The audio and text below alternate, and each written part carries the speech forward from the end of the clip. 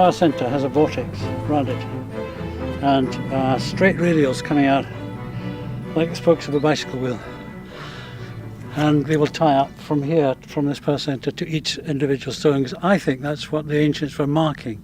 I think the radials were here originally coming from the energy centre, because there are hundreds of cases of power centres which are not marked by stones, which have radials. And I think the function of this thing is, by the old people, is to mark where these radials are, because it's part of their sacred temple, if you like. The hugely important part of it is to make a permanent record of the basic number of radials coming out of this centre. So we have the power centre here. Now, is everybody familiar with the notion of, well, obviously we saw there, we've got radials of energy coming out, and therefore if we put our attention onto this power centre, then there will be likely to be an increase in radial numbers. Everybody familiar with that? Yeah, okay. If you give me some kind of response, then I know that you are at least awake. Yes. Okay, thank you very much.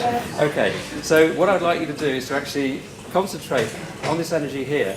Just for the moment, we're just going to do a radial count while it's at rest, before we all focus in on it, okay? So just bear with me while I do this, and I forgive my doubting. 1, 2, 8, 9, 10-ish. I'm going to stick with the ish. Again, it's not very scientific, but bear with me. So what I want you to do is, as I'm just talking for the next 10 minutes or so, just to focus some love, compassion, positive energy, please, into this space, and we'll do that again at the end of the talk, okay? Because I just think it's really, really, really important, and I know this was something that Hamish was absolutely passionate about, is that we go off to these fantastic sacred sites all over the place, all over the world sometimes, and we forget that every room in our house has one of these, and that is our direct link right in our home to the planet Earth, and through our own consciousness, and this is just consciousness. I think, Jim, you would agree with that. This is just a kind of, it's just part of this whole field of consciousness that we're swimming through all the time. And this isn't one isolated spiral. We've got, this whole room is absolutely awash with spirals, just at slightly different frequencies. That's what we are. We know that. So when I get really boring and I go off on my rant, you can just focus your energy nice in the power centre and ignore what I'm saying. How did I meet Hamish Miller? I met Hamish Miller it was about 14 years ago, I think it was, and somebody sent me a copy of The Sun and the Serpent. So Hamish Miller then, literally the book arrived, that's Hamish coming into my life. And I thought, dowsing, that looks interesting. What's that all about? So I picked up some stuff like this, I was given a couple of odds. I stood there with them in my hand, Fantastic, right, okay, I'll ask a question, or what's the question, am I standing up? But they wouldn't move. They would not move. So I thought, fair enough. Okay, I'll try some other questions. No, nothing. These bloody things these would not move. So we were going on a break, and Nikki and I went down to Cornwall, and in fact, coincidentally, of course, we ended up renting a little self-catering thing just around the corner from Trencrom Hill. Now, of course, because I was reading the book, I knew that Hamish was at Trencrom, so I thought, well, we might bump into him. No, of course we didn't. But, it was good, nice thoughts. But the point was, I couldn't get my bloody rods to move.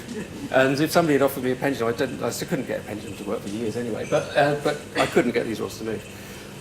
I went up onto the hill, onto Trencrom Hill, at one point in that holiday, and Nikki and the boys were with me. And the boys at that stage must have been teenagers, so they were well fed up. Just thinking, what the hell is he doing? And Nikki was pretty well fed up as well, quite frankly, because I was just walking around with these things, not, everywhere I go, I say, right, is there a hedge in front of me? Nothing would happen, all these basic questions, nothing was bloody happening. 3 days on the holiday, I couldn't get the buggers to move.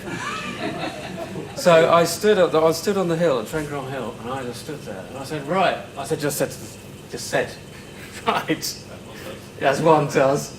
Right, this is the last time. If these don't move, I'm putting them away and I am never taking them out again. So I stood there on the side of the hill and looked out, as it happens, over Hamish's land. And I said, is there an earth energy line in front of me? And they went, yes, of course there is. And they went, well, that's interesting. So thank God. But, you know, I mean, I've run several workshops since then, and, you know, people say, oh, I can't get them to move. You know, first time, oh, I can't get them to move. And you just say, look, don't worry about it, 3 days. But I would implore you, coming back to the power centre, to try, because we so often forget to acknowledge that as we step over it every time, just to try and say hi every day, even if it's just hi. Like a dog or whatever, just say hi to the space, that link that you have to the earth in your own space. Please. Yeah? Because actually it's really, oh, I'm going to go off on one here now, but it's actually really, really, really important, and this is picking up on what Paul is saying and what Tom said today, and what we all know deep down anyway, is that this time we're in this amazing chaotic period, and the way forward is actually for humanity to be focused on what we want the world to be like. Okay? Because this is not old ancient stuff, this is now stuff. And the more of us that focus on what we want the world to be like, with a positive heart, because please God, we all want it to be positive, then the more it will be like that. And it's through those power centres that we do that, okay? That's my lecture over, and that's literally the lecture over. But before we go, I've got one more piece to play. But can we just focus in on this again one more time? And we'll just see how it's doing, yeah?